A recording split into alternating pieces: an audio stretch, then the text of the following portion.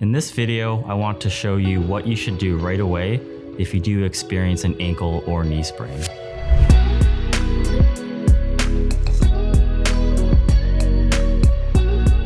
Following this simple concept will result in a quicker recovery to help you get back to playing faster than you thought possible.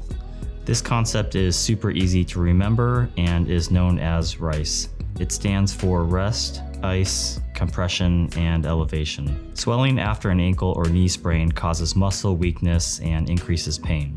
By following the rest, ice, compression, and elevation concept, you will get rid of that swelling really fast and minimize weakness and pain. For more information or to request an appointment, visit our website at kaizenseattle.com.